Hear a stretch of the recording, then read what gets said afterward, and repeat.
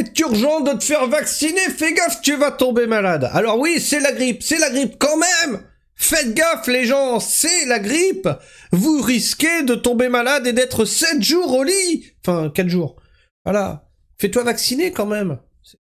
Fais pas le con. Ça y est, alors tous les agitateurs de peur sont là sur les plateaux. Attention, le service hospitalier est débordé. Tatati, tatata, c'est de la faute aux pas vaccinés.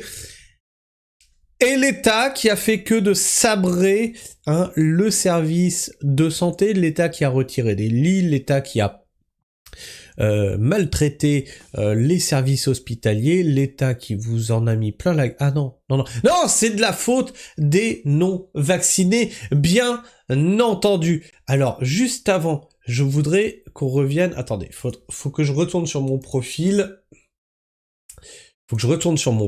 parce que on a encore voilà, Vargon. Vous voyez Vargon, là? Il s'est encore exprimé, il a encore dit de la merde. Alors écoutez bien.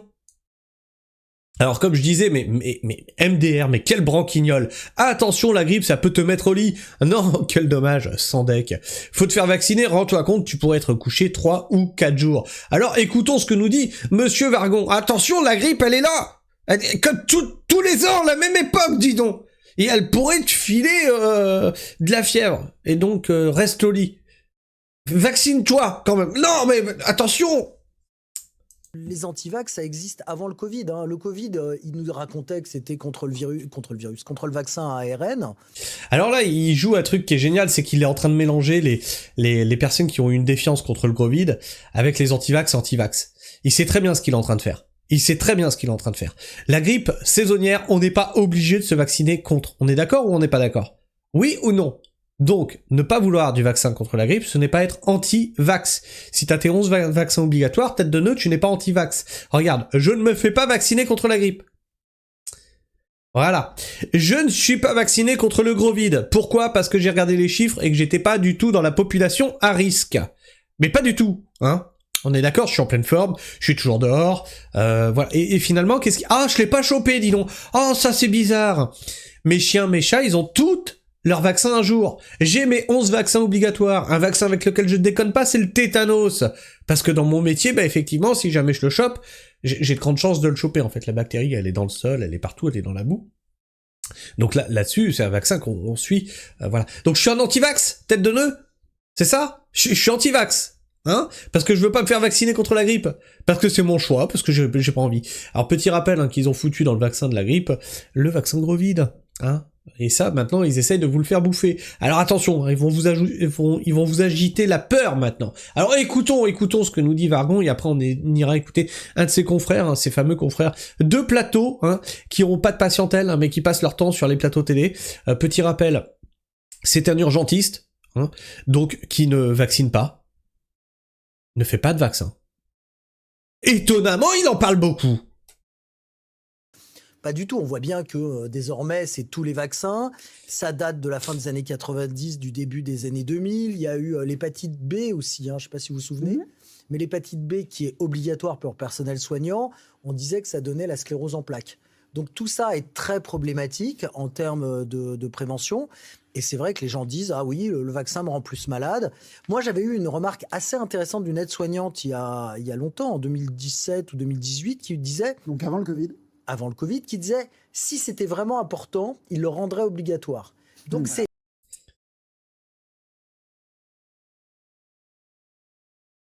Non, parce qu'en fait, pour le rendre obligatoire, il faut que ça passe des... Enfin bref. On rend pas des vaccins obligatoires comme ça pour des trucs saisonniers. Ok, allez, on continue. C'est aussi montrer que c'est vraiment important. Et chez le personnel soignant, alors... Vous voyez comment... Ah oui, donc j'ai une aide-soignante qui m'a dit ça, donc il faudrait le rendre obligatoire pour bien prouver que c'est important de se faire vacciner tous les vaccins. Tout ce qu'on vous dit de vous injecter, vous êtes obligé de le faire. Parce qu'on l'a décidé en fait. Et parce qu'il faut faire marcher les copains des labos. Les copains des lobbies, pardon. Non, des labos. Effectivement, c'est des gens plutôt jeunes, donc ils sont pas très touchés par la grippe. Enfin, ils peuvent être touchés, ils peuvent... Voilà. Le fameux facteur à risque. Je suis pas dans la population à risque, donc je n'ai pas besoin de me faire vacciner. Tête de nœud. On est d'accord là ou pas? Ce sont des gens jeunes qui ne vont pas l'attraper, et que s'ils l'attrapent, ils s'en remettront très bien. Mais il faut les forcer à se vacciner, les salauds! Une grippe, c'est quand même une semaine au lit quand c'est une vraie grippe. Ah, une grippe, c'est quand même une semaine au lit! Rendez-vous compte! C'est quand même une semaine au lit! Ayez peur, les gens! Vous allez passer une semaine au lit! Faut avoir peur! Fais-toi vacciner! Quand même! Quand même, une semaine au lit! Quand c'est une bonne grippe. Que tu peux choper la grippe et que ton organisme il se défende, et puis voilà, t'as un peu de fièvre, voilà, et puis ça passe. Il le dit lui-même!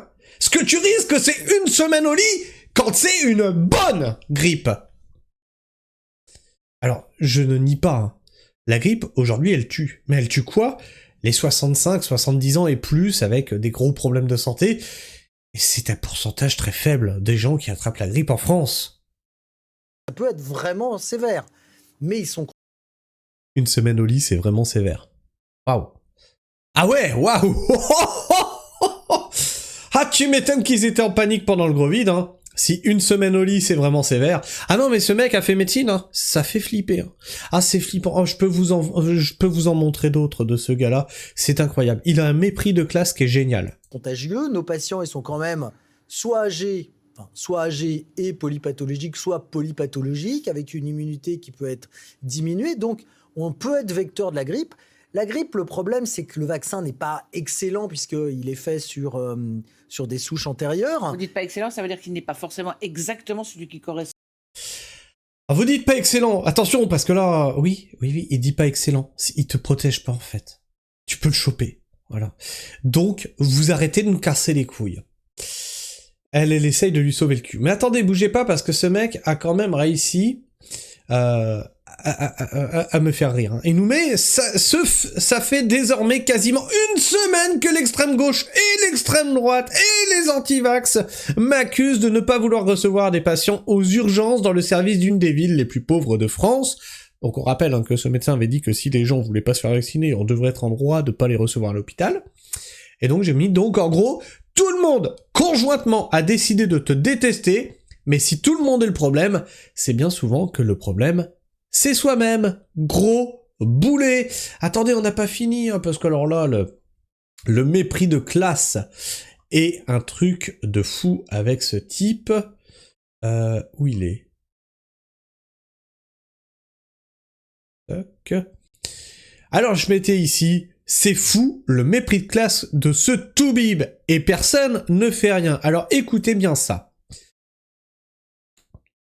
Il répondait à ça. Dans quelques mois, l'IA fera ton job, bien mieux que toi. Recyclage en vue. Et lui, il répond, bah non en fait. L'IA, ça sera effectivement pour les pauvres. Les prolos comme toi, je leur crache à la gueule, avec des techniciens, pour lui poser des questions. Les riches auront des médecins, aidés par l'IA.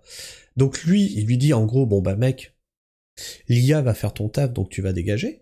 Et donc lui, il dit, bah non, parce que moi je travaille pour les riches en fait.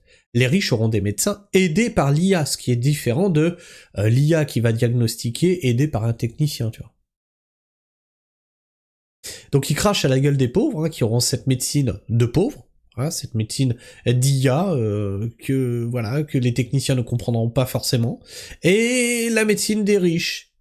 Hein, avec un vrai médecin qui a fait des études et qui sera épaulé par une IA pour aller plus loin dans le diagnostic. Le mépris de classe est énorme avec ce mec. Mais ses copains de plateau n'en ont pas fini, les gars. Grippe aux urgences, les patients hospitalisés des suites d'une complication ont augmenté de 10 à 15%, indique cet urgentiste. C'est-à-dire qu'avant on en avait un, aujourd'hui on en a deux. Rendez-vous compte. Rendez-vous compte, s'il vous plaît. Non, avant on en avait 10, aujourd'hui on en a 11. Ça a augmenté quand même. Ben oui, parce que ce chiffre, tu le mets en rapport à quoi? C'est incroyable. Il vous agite la peur sur tous les plateaux télé en ce moment, c'est un truc de fou. C'est la grippe, hein. Toutes les saisons, on a la grippe, les gars. Qu'est-ce que vous allez nous faire, là, le mois prochain? C'est la chiasse, la gastro, c'est quoi? Après, vous allez attaquer sur quoi? Le rhume? Alors oui, l'impact se ressent déjà surtout au niveau du... Non, mais c'est un cosplay que tu nous fais, là. Non, rassure-moi, c'est pas ta...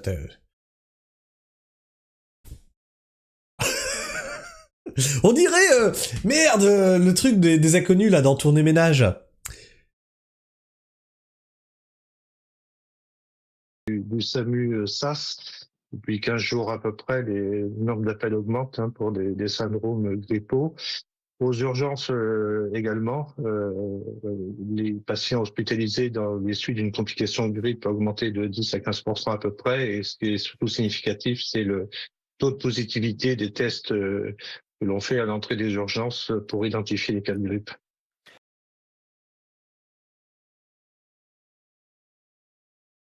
Vous êtes en train de nous dire... Parce que, attendez, parce que ça, avant le gros vide, on est bien d'accord qu'il n'y avait pas de test de grippe. Vous êtes en train de nous ressortir les tests PCR, là, du gros vide pour la grippe? Enfin, avant le gros vide, on n'en avait jamais entendu parler de ces tests-là. Ouais, on fait des tests à l'entrée des urgences pour détecter les cas de grippe, machin et tout. Est-ce que vous foutez pas un peu de notre gueule? Alors Louis Soula, il faut remonter, j'avais vu à 2022 pour voir autant de cas de grippe aussi tôt dans la saison. En général, c'est plutôt début janvier. Là, il y a beaucoup de généralistes qui sont en vacances. Est-ce que ça joue du coup sur votre activité ? Alors, bien sûr, on est dans une configuration particulière pour ces fêtes de fin d'année avec 2 week-ends prolongés et une organisation de la permanence des soins le vendredi, samedi entre la fête et le dimanche. Donc, c'est des organisations particulières. Raison pour laquelle il a fallu mobiliser au maximum pour organiser les filières de soins, notamment en ambulatoire. Et n'oubliez pas, hein, c'est surtout les personnes âgées qui peuvent finir aux urgences. À Noël et Nouvel An, mettez papy et mamie dans la cuisine. Pour éviter qu'ils attrapent la grippe. Oui, bien sûr. On a le même narratif que pendant le gros vide. C'est magique. Vraiment, c'est magique. Et après, ils vont s'étonner que il y a... Tu sais, après, ils vont venir pleurer, ils vont faire « Mais les gens, ils ont une défiance face à la science, face aux médecins et tout. » Devine. Pourquoi? Comment ça se fait? Parce que vous êtes des cons. Voilà pourquoi. Que le SAMU-SAS puisse orienter le maximum de patients vers ces cabinets de consultation ouverts et limiter le passage aux urgences. Mais ça ne diminue pas, par contre, le nombre de patients qui doivent être hospitalisés après leur passage aux urgences. Alors... Putain, on a la même ref. C'est un sketch, c'est à lui que je pensais. Dès que je l'ai vu... Non mais regardez, et c'est pour de vrai.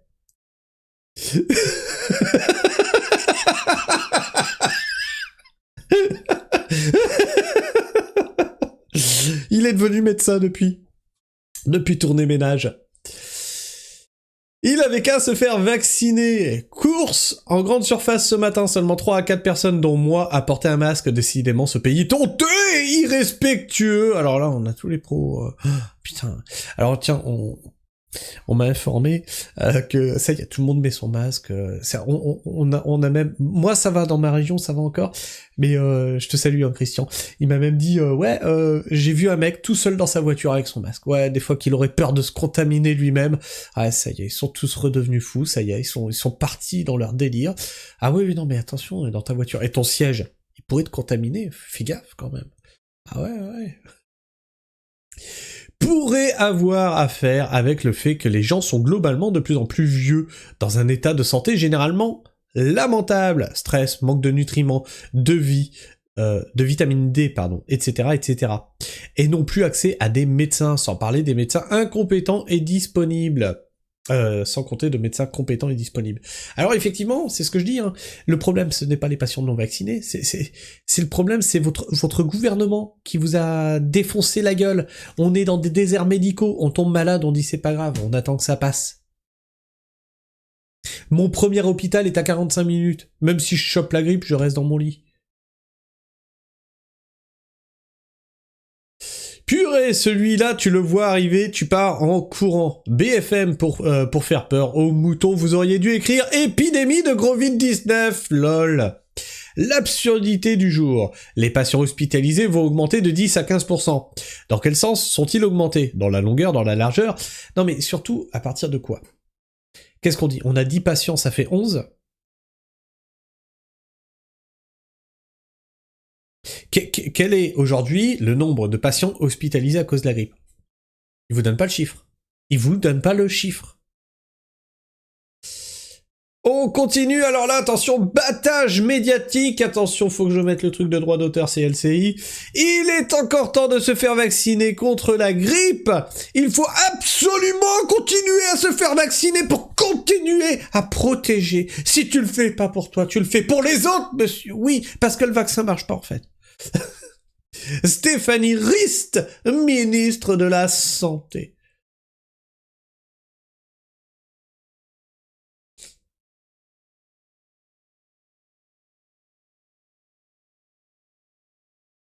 C'est plusieurs choses. La première, c'est remercier les professionnels, qu'ils soient à l'hôpital, dans des services d'urgence, dans les services hospitaliers, mais aussi je pense aux professionnels de ville qui travaillent pendant ces périodes où on a un pic épidémique de grippe important et qui sont là au travail pour accueillir les patients. Et c'est donc un message de remerciement, et ça, on peut le faire, et je remercie aussi les professionnels de Marseille, bien évidemment. Il y a des services qui sont dans notre pays aujourd'hui en difficulté à cause de l'épidémie de grippe, le fait aussi que c'est la période de congé, donc il y a un peu moins de professionnels. Ça me permet de rappeler aussi le deuxième message qui est il est encore temps de se faire vacciner de la grippe pour les personnes fragiles de plus de 65 ans ou qui ont des maladies chroniques, parce que la grippe, elle est importante cette année et qu'il faut absolument continuer à se faire vacciner pour protéger et nous-mêmes, mais aussi le système de santé. Le système de santé, hein. Nos professionnels de santé. Et puis l'idée... Efficacité réelle du vaccin antigrippal au cours de la saison virale respiratoire 2024-2025. Il est de 25%. L'efficacité réelle calculée est de 25%. Voilà, dans votre...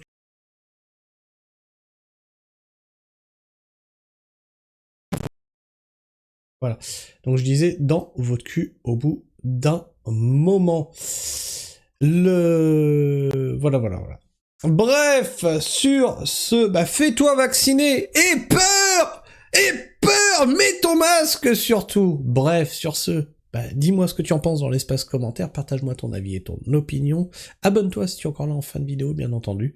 Partage cette vidéo autour de toi. Tu peux la liker, la booster, la commenter pour faire gigoter l'algorithme de YouTube. Et sur ce, moi je vous fais la bise. Prenez soin du sol et restez pragmatiques. Ciao.